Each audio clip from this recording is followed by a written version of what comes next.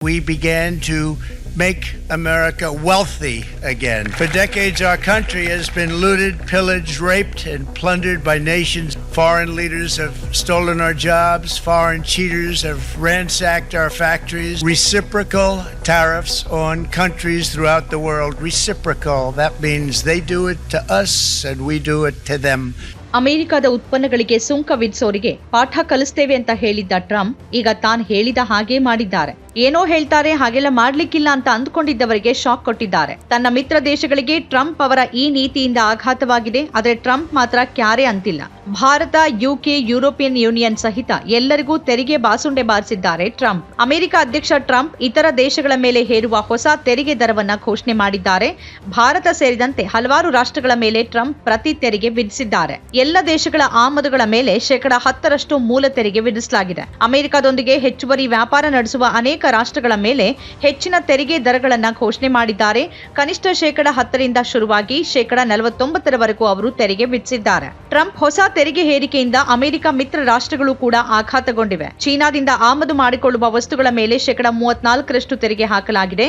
ಭಾರತದಿಂದ ಆಮದು ಮಾಡಿಕೊಳ್ಳುವ ವಸ್ತುಗಳ ಮೇಲೆ 26% ತೆರಿಗೆ ಹೇರಲಾಗಿದೆ. ಯುರೋಪಿಯನ್ ಒಕ್ಕೂಟದಿಂದ ಆಮದು ಮಾಡಿಕೊಳ್ಳುವ ವಸ್ತುಗಳ ಮೇಲೆ 20% ತೆರಿಗೆ ವಿಧಿಸಿದ್ದಾರೆ. ದಕ್ಷಿಣ ಕೊರಿಯಾದ ಮೇಲೆ 25% ತೆರಿಗೆ, ಜಪಾನ್ ಮೇಲೆ 24% ತೆರಿಗೆ ಮತ್ತು ತೈವಾನ್ ಮೇಲೆ 32% ತೆರಿಗೆ ವಿಧಿಸಿದ್ದಾರೆ. ಕೆನಡಾ ಮತ್ತು ಮೆಕ್ಸಿಕೋಗಳಿಗೆ ತೆರಿಗೆ ವಿನಾಯಿತಿ ಕೊಡಲಾಗಿದೆ. ನಮ್ಮ ದೇಶವನ್ನ ಬೇರೆ ರಾಷ್ಟ್ರಗಳು ಲೂಟಿ ಮಾಡಿವೆ ಅಂತ ಟ್ರಂಪ್ ವಾಗ್ದಾಳಿ ನಡೆಸಿದ್ದಾರೆ. ವೈರಿ ರಾಷ್ಟ್ರಗಳು ಮಾತ್ರವಲ್ಲ, ಮಿತ್ರ ರಾಷ್ಟ್ರಗಳು ನಮ್ಮನ್ನ ಸಮಾನವಾಗಿ ಲೂಟಿ ಮಾಡಿವೆ ಅಂತ ಅವರು ಕಿಡಿಕಾರಿದ್ದಾರೆ.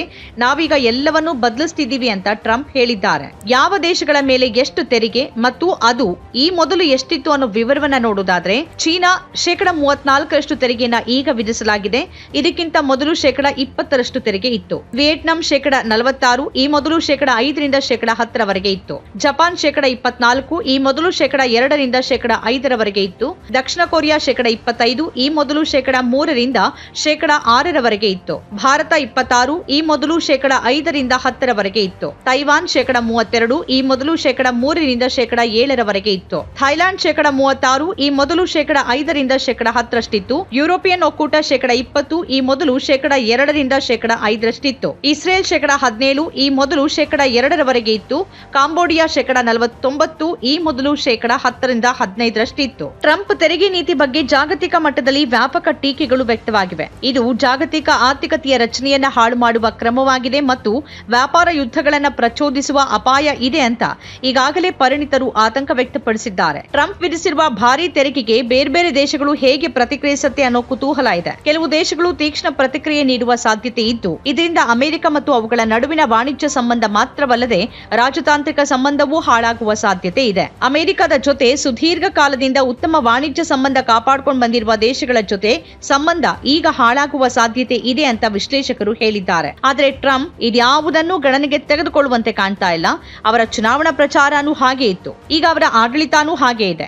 ಈವರೆಗೆ ಯಾರೂ ಮಾಡದೇ ಇರುವುದನ್ನ ನಾವು ಮಾಡ್ತೀವಿ, ಅಮೆರಿಕವನ್ನ ಮತ್ತೆ ಗ್ರೇಟ್ ಮಾಡ್ತೀವಿ, ಅಮೆರಿಕದಿಂದ ಯಾರೂ ವಸೂಲಿ ಮಾಡೋಕೆ ಬಿಡೋದಿಲ್ಲ ಅಂತ ಹೇಳ್ಕೊಂಡೇ ಅಧಿಕಾರಕ್ಕೆ ಬಂದವರು ಟ್ರಂಪ್. ಹಾಗಾಗಿ ಅವರು ಏನಾಗಲಿದೆ ಅನ್ನೋದ್ರ ಬಗ್ಗೆ ಯೋಚನೆ ಮಾಡದೆ ತನಗೆ ಮಾಡ್ಲಿರೋದನ್ನ ಮಾಡ್ತಾ ಹೋಗ್ಲಿದ್ದಾರೆ. ಅದರ ಪರಿಣಾಮವನ್ನ ಅಮೆರಿಕ ಹಾಗೂ ಇತರ ದೇಶಗಳು ಅನುಭವಿಸಬೇಕಿದೆ ಅಷ್ಟೇ. ನಮ್ಮ ಕಾರ್ಯಕ್ರಮಗಳನ್ನ ನೀವು ನೋಡ್ತಾ ಇದ್ರೆ ನಮ್ಮ ಚಾನೆಲ್ ಅನ್ನ ಸಬ್ಸ್ಕ್ರೈಬ್ ಮಾಡಿ, ಪಕ್ಕದ ಬೆಲ್ ಐಕಾನ್ ಒತ್ತಿ ನಮ್ಮನ್ನ ಬೆಂಬಲಿಸಿ. ಹಾಗೆ ನಮ್ಮ ಕಾರ್ಯಕ್ರಮಗಳನ್ನ ಲೈಕ್ ಮಾಡಿ, ಕಮೆಂಟ್ ಮಾಡಿ, ಅದನ್ನ ಬೇರೆಯವರಿಗೂ ವಾಟ್ಸ್ಆಪ್ ಮೂಲಕ ಶೇರ್ ಮಾಡಿ. ನೀವು ಹೀಗೆ ಮಾಡಿದಾಗ ನಮ್ಮ ಚಾನೆಲ್ ಇನ್ನಷ್ಟು ಮತ್ತಷ್ಟು ಜನರಿಗೆ ತಲುಪಲು ನೀವು ನಮ್ಮೊಂದಿಗೆ ಸಹಕರಿಸಿದ ಹಾಗಾಗುತ್ತೆ. ಇದು ನೀವು ಯಾವುದೇ ಖರ್ಚಿಲ್ಲದೆ ಕೆಲವೇ ಸೆಕೆಂಡುಗಳಲ್ಲಿ ನೀಡಬಹುದಾದ ಸಹಕಾರ. ಧನ್ಯವಾದಗಳು.